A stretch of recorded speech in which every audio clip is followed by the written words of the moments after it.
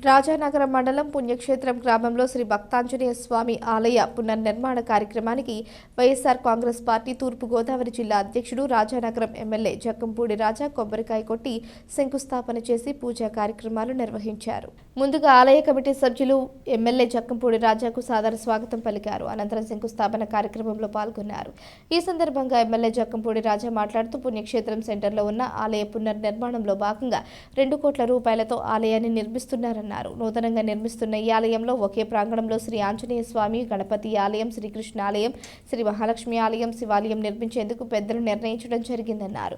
ఈ ఆలయ నిర్మాణంలో ఎటువంటి అవరోధాలు ఏర్పడకుండా ఉండాలని భగవంతుడిని కోరుకోవడం జరిగిందన్నారు. ఇంతటి బృహత్తర కార్యక్రమంలో భాగస్వాములైన ప్రతి ఒక్కరికి ఆయన ప్రత్యేక అభినందనలు తెలియజేశారు. త్వరితగతిన ఆలయ నిర్మాణాన్ని పూర్తి చేసి భక్తులకు అన్ని సౌకర్యాలు కల్పించేలా చర్యలు చేపడతామన్నారు. ఈ భగవంతుడి దయతో గ్రామంలో ప్రజలందరూ ఆయురారోగ్యాలు, అష్టైశ్వర్యాలతో ఆనందంగా జీవించాలని ప్రార్థించారు. ఈ కార్యక్రమంలో వైఎస్ఆర్ కాంగ్రెస్ పార్టీ నాయకులు, ఆలయ కమిటీ సభ్యులు, పుణ్యక్షేత్రం గ్రామ ప్రజలు తదితరులు పాల్గొన్నారు.